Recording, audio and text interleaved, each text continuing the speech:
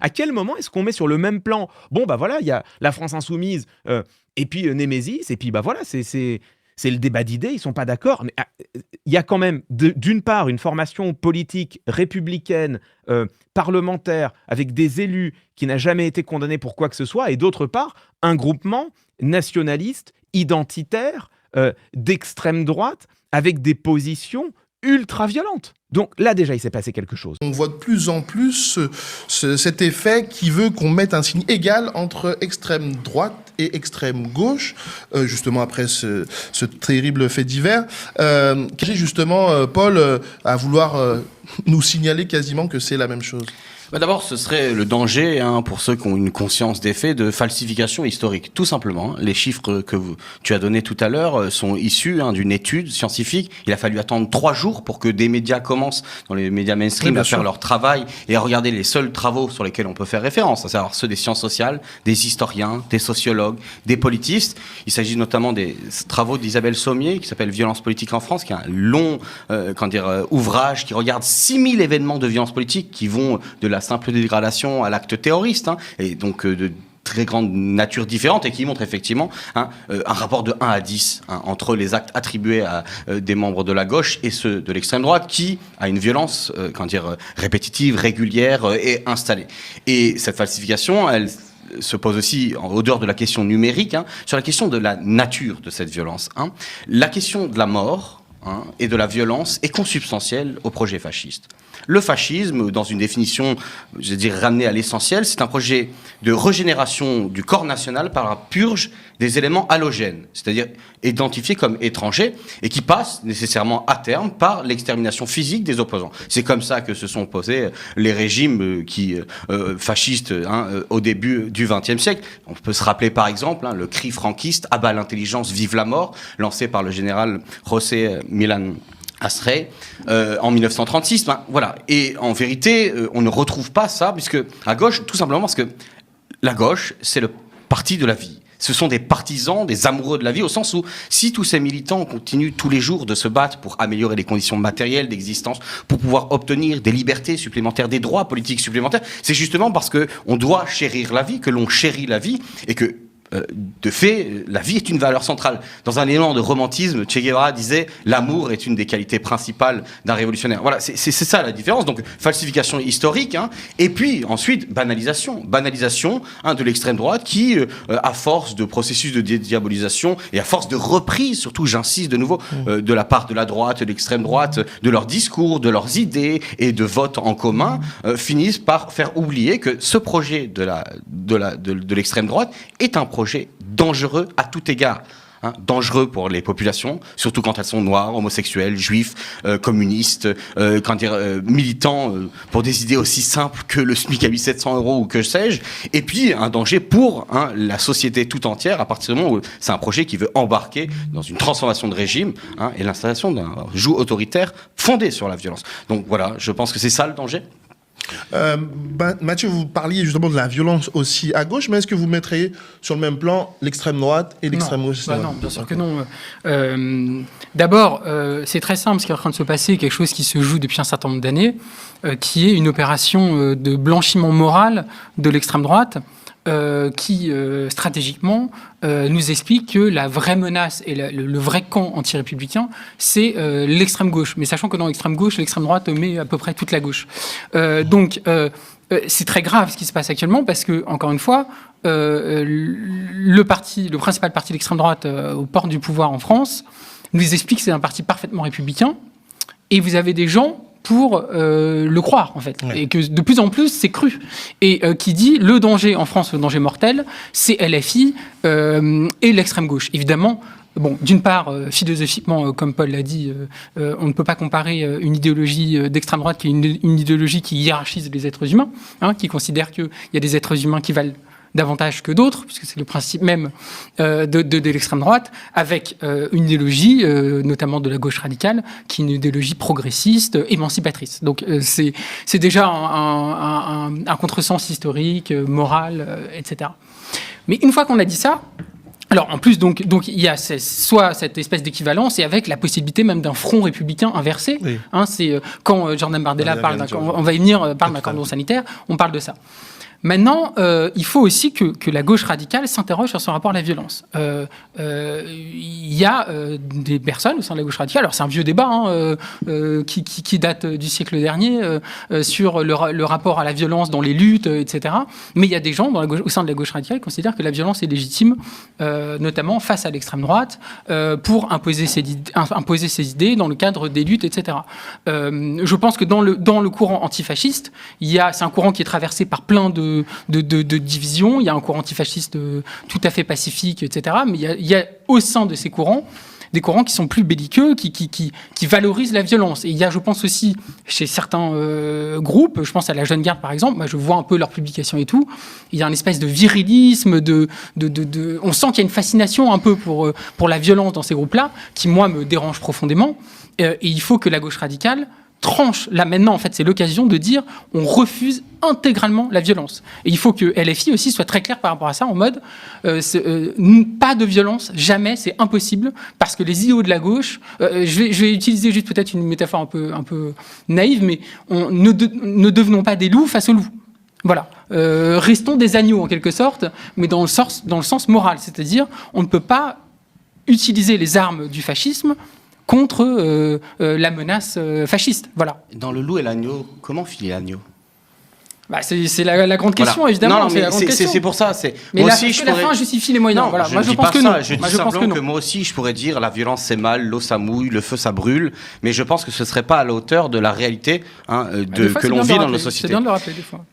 Tout d'un coup, on retrouve, je le vois dans le commentariat médiatique des derniers jours, des gens qui découvrent que dans une société qui est fondée sur la compétition pour l'accès aux ressources, la confrontation d'intérêts antagonistes très forts, notamment ceux des groupes sociaux et des classes sociales qui composent ce pays, de la violence. Mais comment ne pourrait-il pas en être autrement ? Comment pourrait-il en être autrement, à partir du moment où notre société est fondée sur des rapports violents. Alors bien sûr, il y a une violence silencieuse, celle que, par exemple, le sociologue Pierre Bourdieu appelait la violence inerte. N'est-il pas violent de pouvoir mourir sur un brancard oublié dans un hôpital parce que le gouvernement a coupé les fonds et a organisé les conditions d'un désastre à l'hôpital public ? N'est-il pas violent de mourir à la rue tout simplement parce que le logement est un bien privé susceptible d'être l'objet de la spéculation ? N'est-il pas violent d'avoir les forces de police qui sont utilisées systématiquement pour réprimer toute forme de mobilisation pacifiste, à savoir des manifestations ? N'est-il pas violent d'avoir une justice qui a enregistré dernièrement cette répression en mettant en prison des centaines de personnes qui se sont mobilisées contre la mort de Naël dans un crime policier, contre le gouvernement dans le cadre des Gilets jaunes ? Bon, alors, vous voyez, c'est ça le problème. Et j'ajouterai une deuxième chose, c'est que lorsque vous êtes militant, que pour vos convictions, vous avez déjà connu la peur d'être dans la rue, de tendre un tract. Moi, je le sais, j'ai commencé à militer en tant que jeune étudiant, lycéen marxiste à Nice. Et je sais ce que c'est, d'avoir peur pour ses idées. On nous dit, ne faites rien. Laissez vos librairies être attaquées. Laissez vos événements être perturbés par des violents, puisqu'on a bien vu sur les images que ce sont des gens qui viennent cagoulés, masqués, etc. Dans l'université où j'enseigne, il y a 2 semaines, un étudiant a fini avec un traumatisme crânien. Pas un mot dans les médias. Quelle université ? L'université Nanterre. Ah oui. Le média a fait un reportage. A fait un sujet, effectivement, ça n'a pas fait les grands titres. Et c'est heureux. Mais voilà, et puis c'est ça aussi le problème, c'est qu'on nous parle d'un rapport de la gauche à la violence. Je pense que l'on se trompe quand on le dit. Par contre, il est effectivement vrai que dire qu'il faut s'absouder de toute violence, ce serait essayer de dire qu'il faut vivre en dehors du réel, en dehors de notre société, qui serait une société partiellement pacifique, et demander de faire un semblant de respecter la paix civile, ça aussi, c'est un acte violent. Je dirais un dernier truc. Vous savez, systématiquement, on le fait auprès des personnes qui vivent les pires violences. Demandez à Assa Traoré si elle a confiance dans la justice, après ce qu'on a vu comme résultat. Son frère est tué par des gendarmes, non-lieu, il ne s'est rien passé, dit la justice française. Demandez à la famille El Kafaoui, dont l'enfant Souey a été tué et qu'on a découvert dans la presse que l'ensemble du dossier d'instruction avait disparu, puis a été retrouvé, selon les informations de la presse, derrière une imprimante. Est-ce que ça, c'est, pas de la violence, de leur demander de dire « mais faites confiance, ne soyez pas violents, tout va bien, monsieur ». Bon voilà, moi je pense que c'est hypocrite ou pire naïf. J'aimerais, pour poursuivre la discussion, qu'on s'intéresse un peu au groupe militant féministe d'extrême droite, Némésis, qui est plutôt ces dernières années épargné, je trouve, par nos politiques. On se souvient de Bruno Retailleau qui les avait quasiment adoubés. Et la militante féministe Marie Coquille-Chambel a fait une tribune dans Politis où elle appelle à la dissolution de ce groupuscule, dénonçant donc son rôle présumé dans l'organisation et la médiatisation d'affrontements politiques. On l'écoute et on en parle juste après. C'est parce que j'estime qu'il y a une responsabilité immense dans le meurtre de Quentin par le collectif Némésis. Alice Cordier a tout de suite dit publiquement que c'était le collectif Némésis qui avait appelé Quentin à venir sur les lieux pour sécuriser le happening qu'elle formait devant la conférence de Rima Hassan. Ce qu'on peut voir du collectif Némésis aujourd'hui, c'est que si elles font des happenings dits pacifistes, elles sont en réalité en lien avec des collectifs fascistes armés. Et donc là, la responsabilité engagée par Alice Cordier est immense dans le meurtre de Quentin. C'est-à-dire qu'elles ont fait appel à cette personne qui, d'après Luminis, souhaitait en fait la lutte à mort. Et en fait, là, si on continue de cette façon-là, c'est-à-dire en faisant en sorte de déresponsabiliser le collectif Némésis, on va aller vers toujours plus de violence parce que elles ont décidé de ne plus faire appel à des services privés de sécurité, mais du coup à des services informels qui sont armés, casqués, cagoulés et munis de béquilles, etc., pour aller casser de l'Antifa. Dans le même temps, elles sont dans une présentation des événements qui est mensongère et surtout au vu de toute la propagande en fait fasciste qu'elles font sur les réseaux sociaux. Marie Coquille-Chambel expliquait aussi l'idéologie politique du collectif Némésis et leur rapport au féminisme. Alors, moi, je suis contre le fait qu'on dise que ce ne sont pas des militantes féministes. Pour moi, ce sont des militantes féministes, fémonationalistes, certes, mais des militantes féministes. Et surtout, il y a un grand danger aujourd'hui à gauche de leur refuser cette catégorisation-là, parce que déjà en Italie, sous Mussolini, il y avait des ligues féministes fascistes. Donc, ça existe en fait, ça a toujours existé. Et on ne peut pas croire que le féminisme aujourd'hui est centré à gauche. Il y a un risque total, et c'est pour ça qu'on doit avoir une colonne politique solide, de voir comment le féminisme, s'il s'allie au racisme et à l'aspect identitariste, peut mener à ces groupuscules-là. Et elles sont féministes. Elles sont féministes. Pour moi, je ne leur enlève pas ça. Madame Cordier, moi, j'ai l'impression que quand on veut se protéger, une façon très simple de se protéger, c'est de fuir. Toute la France voit les images. Là, il s'agit de deux groupes qui choisissent de ne pas se fuir les uns des autres. Pour nous abandonner. Ils courent les uns vers les autres. La question que je voudrais vous poser, c'est la suivante. Est-ce que vous le referiez aujourd'hui de demander à vos amis préparés à la bagarre de venir vous protéger? Depuis qu'il y a eu un mort, madame, on est en période de crise et donc je ne vous répondrai pas car je ne sais même pas ce que je fais demain. Voilà. Nous, on a quelqu'un. Vous n'avez pas d'opinion là-dessus. On va quelqu'un qu'on va enterrer ce week-end. On va enterrer quelqu'un ce week-end, donc je ne peux pas vous dire à quoi ressembleront nos prochaines actions. Moi, je n'aurais jamais imaginé un jour devoir enterrer quelqu'un de notre visage. Eh bien, nous y sommes. Alors, maintenant, vous dites que ce sont vos amis. Moi, mes amis, je leur souhaite pas d'être blessés ou de mourir. Personne n'a souhaité. Est-ce que vous demandez à vos amis de cesser les entraînements, de cesser le fait de pouvoir se préparer à donner ou à prendre des coups? Est-ce que vous leur dites en toute amitié, maintenant, nous, la jeunesse, quelles que soient nos opinions politiques, nous devons, rentrer dans nos gymnases, pour ne pas dire rentrer dans nos casernes. Laissez répondre Alice Cordier.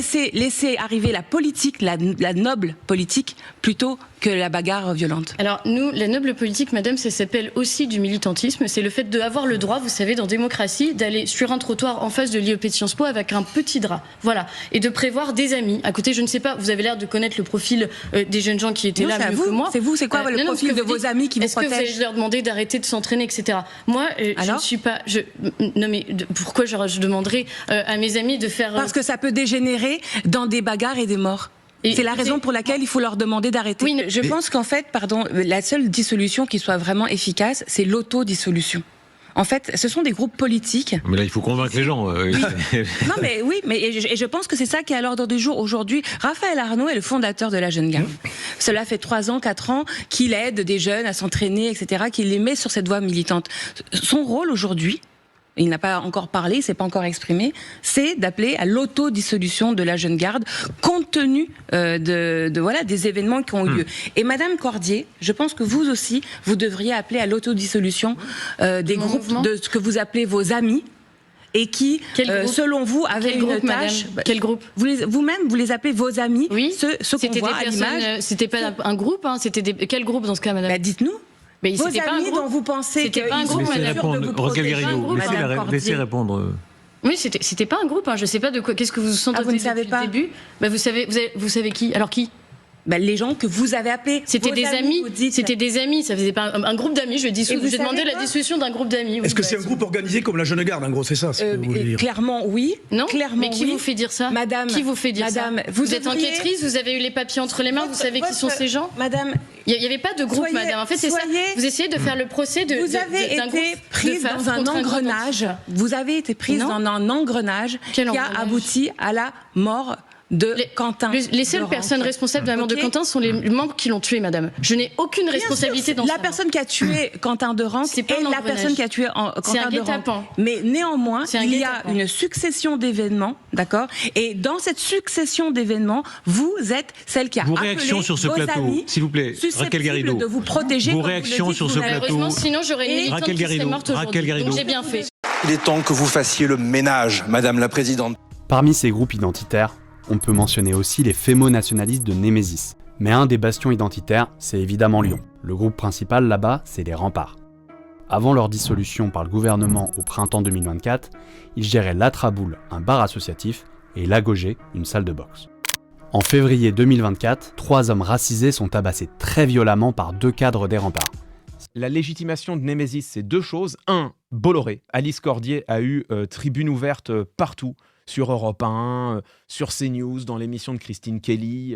2, ne l'oublions pas, Bruno Retailleau, qui avait salué Némésis quand il avait été interpellé dans une de ses conférences de presse par Alice Cordier, justement, et qu'il avait dit « Oui, je salue ce mouvement ». Derrière, il était revenu sur ses paroles. Il avait dit « Ah, j'ai peut-être été un peu vite, parce qu'en fait, Némésis, je les aime pas tant que ça », disait-il, parce qu'elles ont critiqué Valérie Pécresse. Pas du tout, parce que ce sont des nationalistes qui appellent à la déportation des immigrés. Pas du tout. Regardez la vidéo qu'Alice Cordier postait à l'époque à l'adresse du collectif Sleeping Giants, qui est un collectif citoyen de lutte contre les discours d'extrême droite, notamment. C'est bien son compte Instagram, en l'occurrence. Bye bye les Sleeping Giants, on arrive.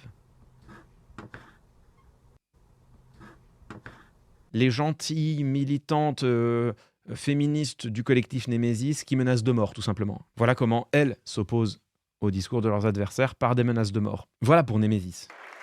Le maintien de l'ordre public relève de la compétence exclusive de votre gouvernement. Pourquoi aucun dispositif n'a été prévu, ouvrant la voie à tous les débordements alors que les renseignements territoriaux étaient avertis?